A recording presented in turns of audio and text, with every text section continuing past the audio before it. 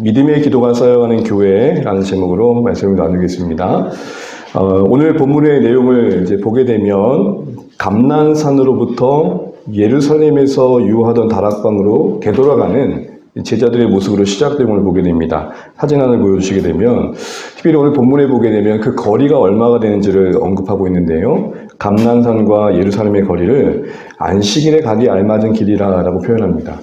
보통 당시에 유대인들에게, 이스라엘 백성들에게 안식일은 상당히 제한적인 활동을 할 수밖에 없던 기념의 날이었죠. 그래서 율법에 명시되지 않았지만 자기들끼리 이제 정한 겁니다. 그래서 정했던 걸음이 2000규빗인데 뭐 여러저런 근거들의 이유가 있지만 이 정도의 걸음이면 한 약 1km 정도, 보통의 걸음이면 한 15분 정도의 그리 멀지 않은 거리입니다. 왜 이걸 언급했을까라는 생각들을 가만히 하다가 그들의 마음을 한번 떠올려 봤습니다. 여러분 가끔 보면 가깝지만 한없이 먼 거리가 있죠. 멀지만 그리 멀게 느껴지지 않는 거리가 있습니다. 가깝지만 이들의 마음을 되돌아보면 천근만근이었겠다 싶어요. 방금 전에 예수님의 그 승천하시는 이 아름다운 그 영광의 모습, 정말 평생이나 한번 볼까 말까한, 역사에 한번 볼까 말까한 놀라운 장면을 봤습니다. 근데 그때 제자들은 멍 때렸죠. 여러 이유가 있었지만 왜 우리는 두고 가시나 라는 거였습니다. 이 승천과 함께 현실의 모든 걸 다 잊고 이제 정말 평안의 날들을 누리고 싶었던 그들의 기대가 꺾인 거죠.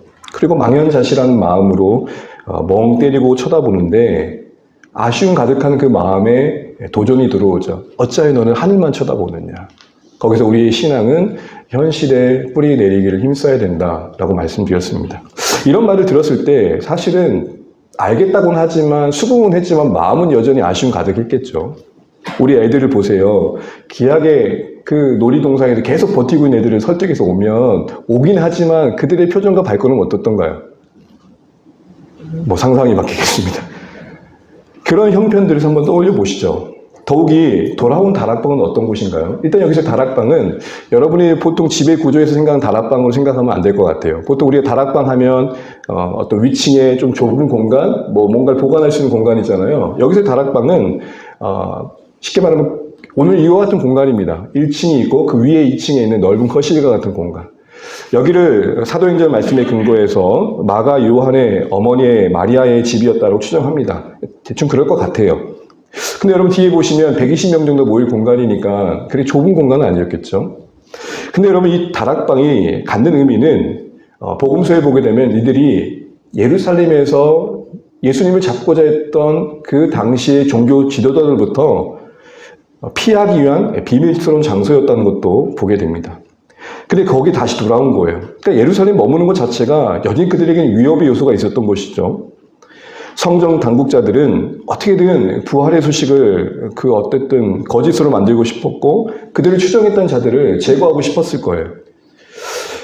그런데 예루살렘으로 돌아가고 그 위협의 요소에서 잠시라도 피하려고 했던 비밀스러운 장소였던 다락방에 돌아온 겁니다. 예루살렘을 떠나지 말라는 그 말씀, 그리고 하늘만 쳐다보냐는 그 도전이 그들의 발걸음을 옮겼겠죠. 그러나 마음만큼은 제법 복잡했을 것 같아요. 그만큼 걸음이 무거웠다는 것이죠. 이런 생각도 들지 않았습니까? 약속한 것을 기다리려고 했는데 그 어디에도 며칠만 기다려가 없어요. 이게 제일 곤혹스러운 거예요. 기다림이 힘들 때도 있지만 기다림이 힘든 건 그 끝이 언제일지 모르는 거죠. 여러분 국내에 여러 터널들이 있는데 최근에 버전으로 가장 긴 터널이 어딘지 혹시 아세요?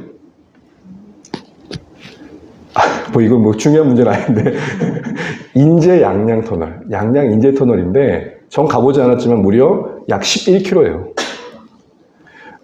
제가 가끔 이제 운전하다가 이제 가는 지인들과 함께 재미삼아서 하는 것 중에 하나가 우리 터널 끝날 때까지 숨을 한번 참아보자. 여러분 이 정도 되면 사망이죠, 사망. 근데 터널이에요. 근데 터널이 동굴 같을 때가 언제죠? 끝이 안 보여요. 이들의 마음이 대략 짐작이 되십니까?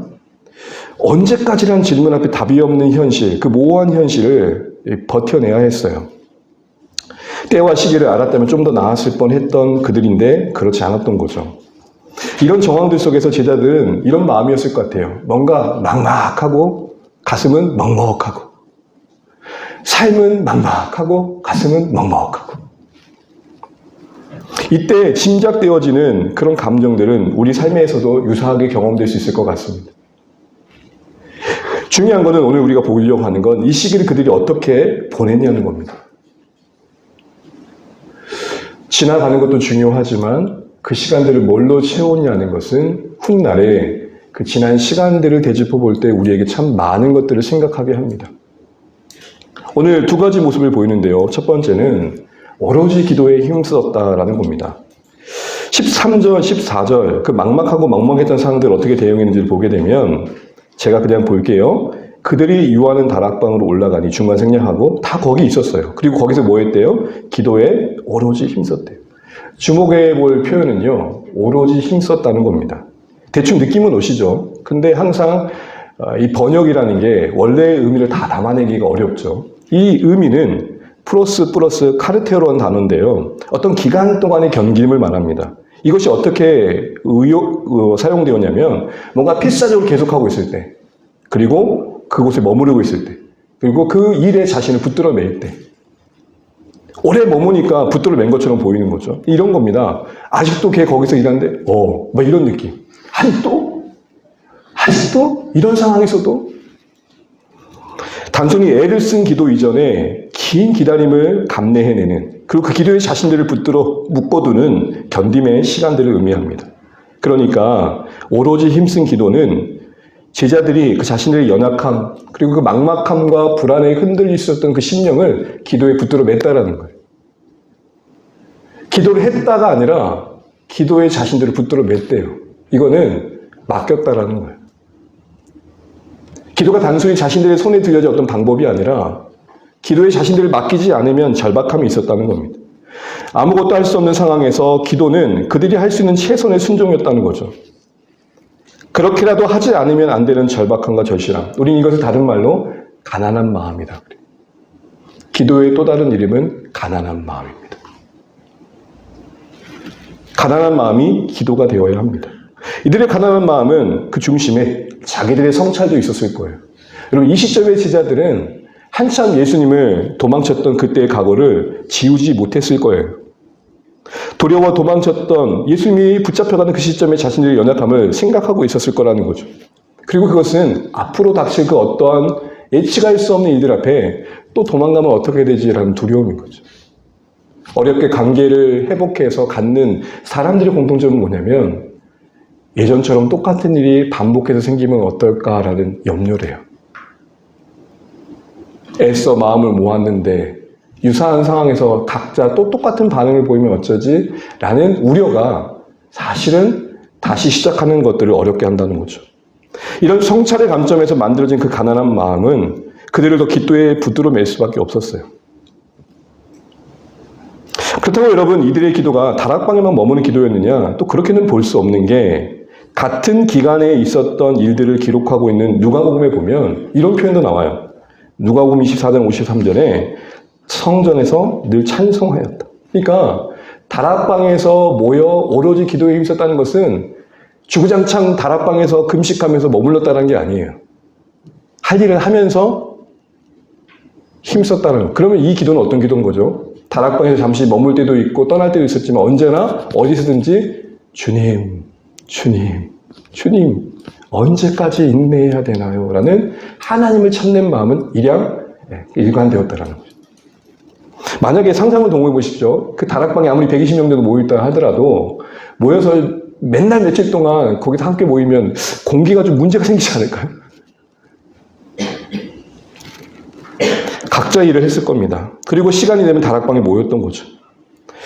다시 말해 다락방에 떠나서도 어디에 있든지 무슨 일을 매 순간 하든지 매 순간 그들에게 기도의 시선은 늘 집중되어 있었다는, 일상을 살아내면서도 계속해서 기도가 계속되었다는 겁니다. 사랑하는 주안의 가족 여러분, 이게 오로지 힘쓰는 기도입니다.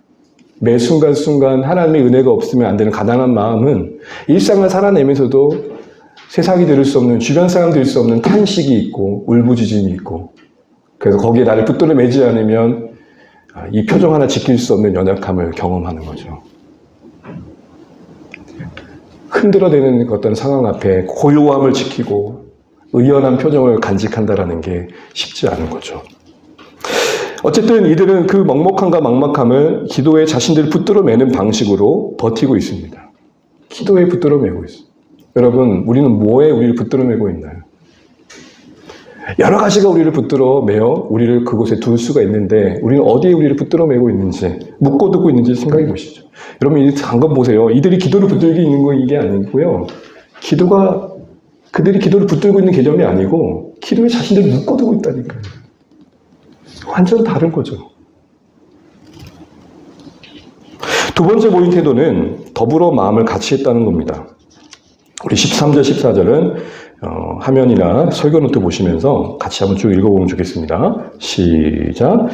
들어가 그들이 유하는 다락방으로 올라가니 베드로, 요한, 야고보, 안드레와 빌리, 도마와 바돌로메, 마테와 알페오의 아들 야고보, 셀론인 시몬, 야고보의 아들 유다가 다 거기 있어 여자들과 예수의 어머니 마리아와 예수의 아우들과 더불어 마음을 같이하여 오로지 기도에 힘쓰더라. 아멘. 더불어 마음을 같이 함이 있었습니다.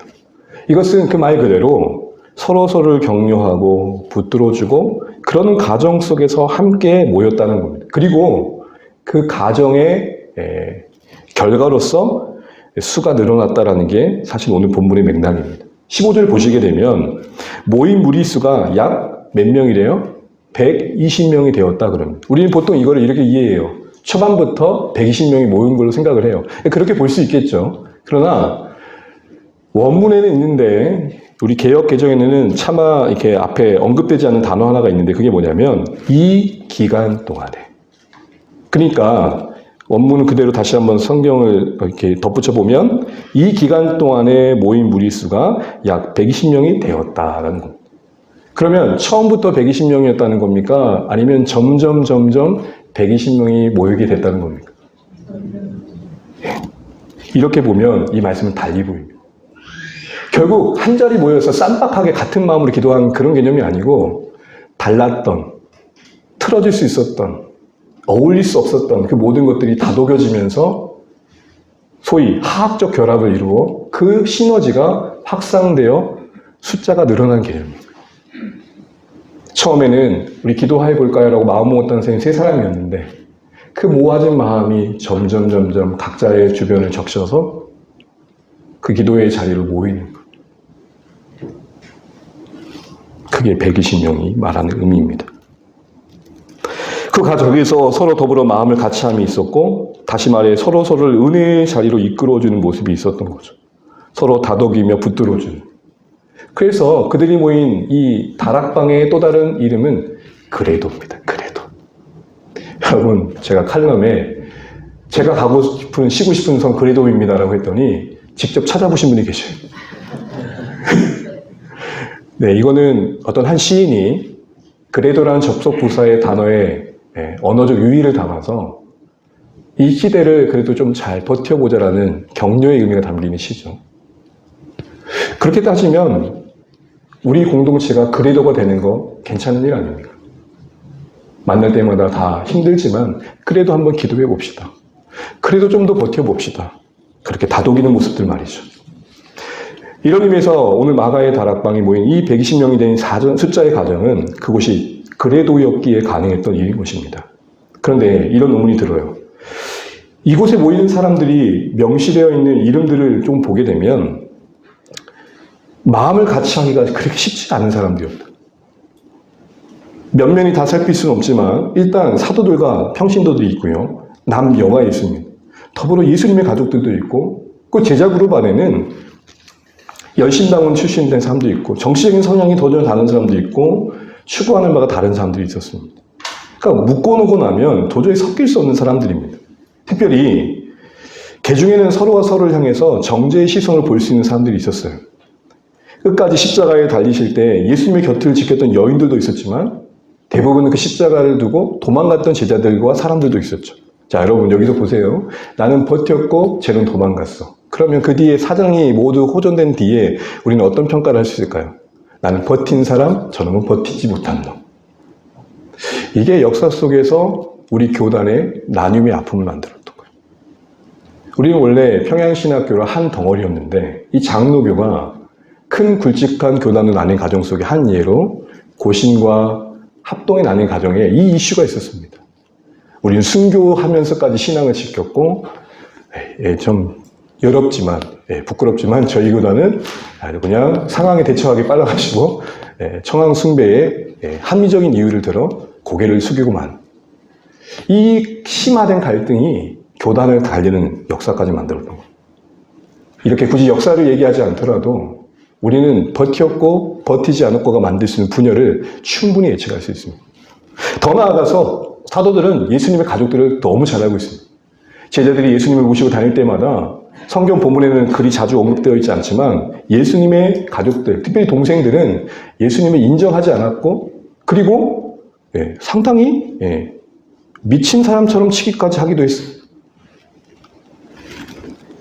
그도 그런 것이 혈육적으로는 동생 그냥 형인데 자기가 메시아라고 하고 돌아가고 다니니까 당연히 이렇게 했다고 하겠죠. 저희 집안을 한번 생각해 보세요. 하준이가 어느 날 갑자기 공부를 때려치고 내가 메시아다 하면서 천상을 돌아다니고 전도하고 있고 구형일 돌아다니고 전도하고 있는데 당연히 하영이와 하은이는 오빠가 왜 저러나 그러겠죠. 그런 상상을 해보게 되면 그때 당시에 멸시의 언어로 대했을 그 가족들이 지금 함께 있다는 것만으로 제자들의 마음속에는 불편함이 있었을 거예요. 저때 저렇게 말했던 저것들이 나와 함께 한다라는 거. 나는 기억하고 있지만 그들은 어쨌든 뭐라도 나는 기억하고 있는 상황에서는 더 그랬겠죠. 보세요. 이처럼 서로의 과거의 행적들로 인한 불신, 정죄, 냉대로 서로를 대할 수밖에 없는 사람들이 모인 겁니다. 그런데 어떻게 끈끈이 묶여있다는군요. 어떻게 절박한 마음을 함께 공감하고 있고 기도하고 있냐는 거예요. 어떻게 배신형이 됐냐는 거예요. 자기의 욕망과 서로에 대한 판단, 정죄로 모래알 같은 모임이 될 뻔했는데 전혀 어떻게 보면 하나님의 역사를 만들 만한 그런 장소가 될 수 없었을 텐데 우리가 아는 것이 그곳에 성령이 임해요. 무엇 때문에 이들은 그런 모임을 만들 수 있었을까? 어떻게 그들은 그 절박함을 공감하며 더불어 같이 기도할 수 있었을까?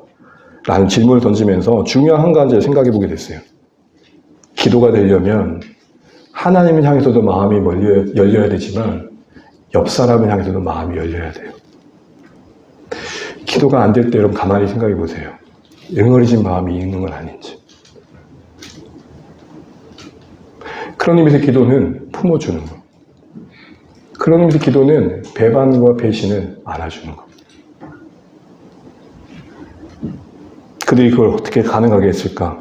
라고 할 때 그 근간에 전 중요한 사실 하나를 보게 되는데요. 다른 것이 아니라 그 하나됨은, 그 가치함은 가치의 가치였어요. 네, 발음이 좀 유사하지만 분별하십시오. 가치의 가치. 가치의 가치는 뭐죠? 중요하게 여기는 게 일치했다는 것. 다른 것도 많았지만 방향, 지향점이 같았기에 묶여 있었었고 그것이 너무 간절하기에 공감할 수 있었던 것. 그 가치의 내용은 뭐죠? 예루살렘 종교 지도자들이 핍박을 피해 달아나지 않고 그들의 핍박을 피해 달아나지 않고 다락방에 함께 모였던 이유 중에 하나였던 예루살렘에 머물라는 예수님의 명령이라는 그 어떤 가치죠. 그걸 가치 있게 여겼으니까 순종하며 함께하고 있는 거죠. 또한 40일간 하나님 나라를 이 모양 저 모양을 함께 배우면서 자신들이 증인으로 삶을 살아야 될 어떤 부르심에 대한 일치에 이룬 것이죠. 약속하신 것을 기다리라는 예수님의 약속에 대한 가치의 일치입니다. 이거 한마디로 말하면 뭐라고 쉽게 말할 수 있을까요? 예수님의 명령과 약속, 곧 말씀이 만든 한 물결입니다.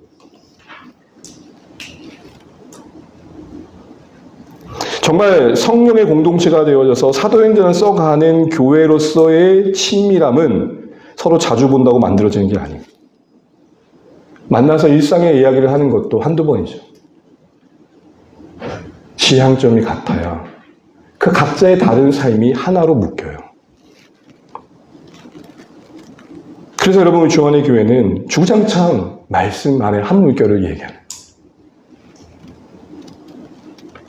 이것은 주님께서 사도행전 역사를 써가야 할 그 본격적인 출발점에 서 있는 교회를 향한 또 오늘 우리 시대에 향한 우리 교회를 향한 관심임이 그것을 되게 중요하게 여김을 우리는 누가의 기록 속에서 확인하게 됩니다. 여러분 복음서에서 예수님이 본인들의 가족이 찾아왔을 때 생뚱맞게 이런 질문도 하셨죠. 누가 내 가족이냐? 그 결론은 뭐였습니까? 하나님 뜻대로 행하사. 여기는 어떤 혈연적인 요소를 개입시킬 여지가 없다라고 말씀하시고 그 가치를 누가는 성경의 기록에 담아냅니다. 보세요. 예수님의 어머니 아우들이 왔어요. 그러면 소개할 때 누가 입장에서는 누가 제일 그래도 예수님 중심으로 보면 가까운 사람이에요. 네, 예수님의 어머니 마리아가 맨 먼저 나와야 되는 거 아니에요? 그러나 그 가족들의 이름은 맨 뒤로 언급됩니다. 또 하나 누가복음 6장 14절 같은 누가가 기록된 제자들의 이름에 나열해서 복음서에서는 베드로와 안드레를 묶었어요. 베드로와 안드레는 무슨 관계죠? 이렇게 말했어요. 형제관계라고 했더니 목사님 배씨와 안씨가 어떻게 한다고 되죠? 이거 심각합니다. 베드로와 안드레는 형제예요. 예. 근데 오늘 본문에 보십시오. 제자들의 그룹을 나열할 때 어떻게 표현하고 있습니까? 베드로와 요한과 어떤 기준에서 제자들을 이 초대교회 시작점에서 언급하고 있는지를 보십시오. 이것은 우리에게 뭘 보여줍니까? 하나님 나라의 공동체로의 교회 안에 그 관계는 어떤 혈연의 장벽을 뛰어넘는 내용이 되어야 된다는 것이죠. 그리고 그 자리는 예수님 안에서 새롭게 형성된 이해와 관계가 우선되어야 한다는 겁니다.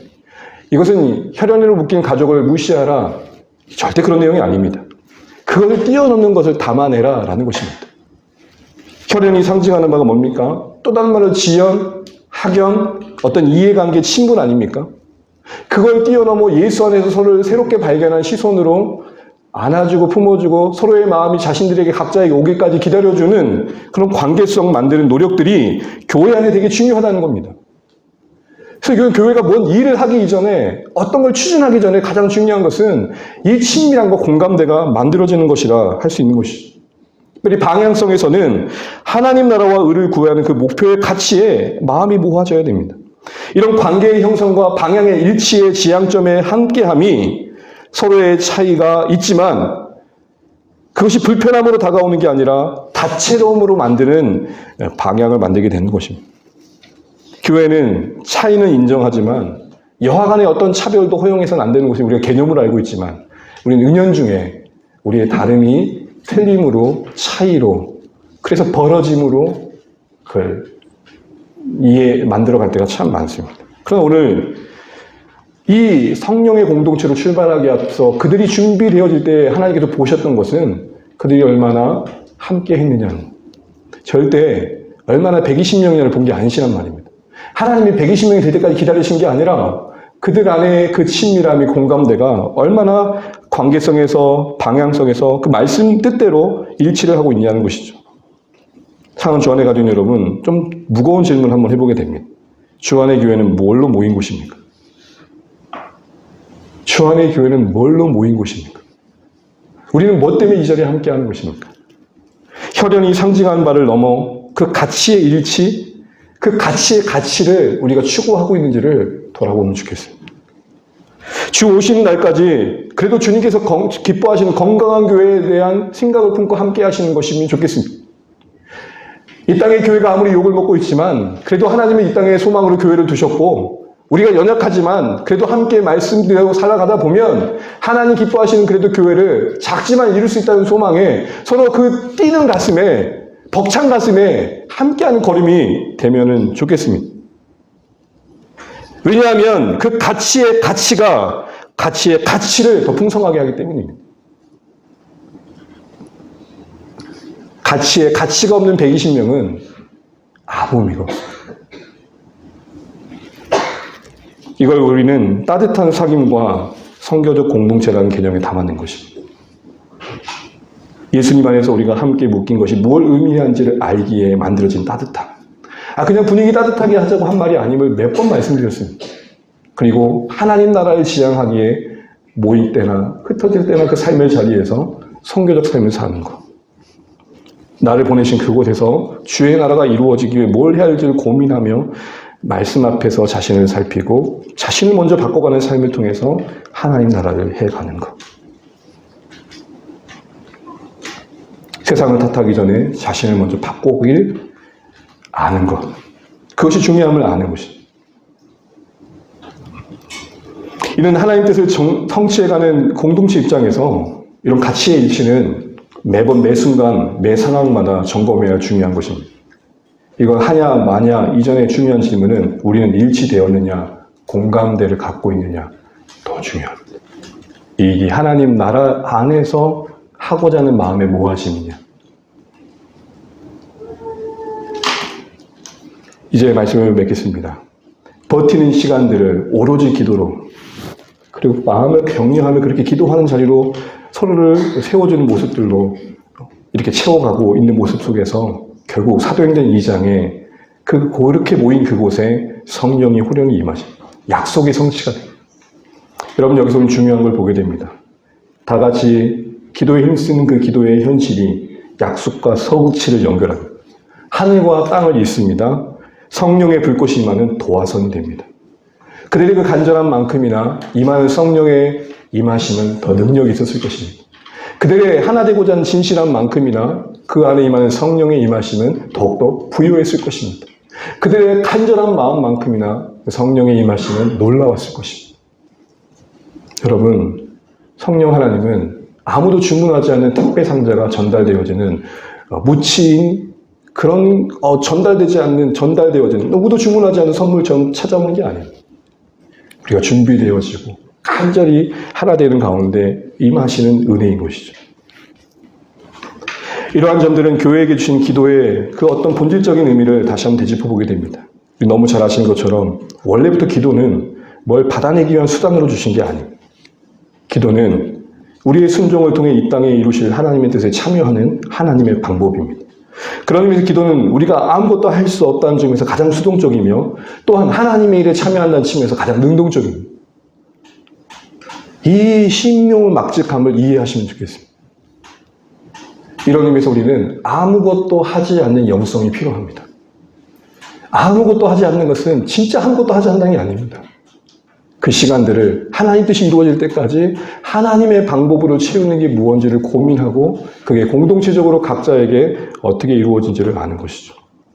그런데 이런 말씀을 나누면 이런 질문을 하는 분이 종종 있습니다. 아니 예수님이 성령 세례를 분명히 약속하셨는데 굳이 그렇게까지 할 필요가 있는? 아니 굳이 분명히 기다리라고 하시고 주신다고 했는데 기도가 무슨 의미가 있냐는 것이죠. 우리가 늘 던지는 질문이죠. 근데 여러분 바꿔서 생각하셔야 됩니다. 오히려 기도는요 하나님 뜻이 선명할 때 더 힘쓰셔야 될 것들입니다. 오히려 기도는요 하나님의 약속이 분명해졌을 때 더 애써야 되는 것들입니다. 왜요? 기도의 본질이 바로 그것이기 때문입니다.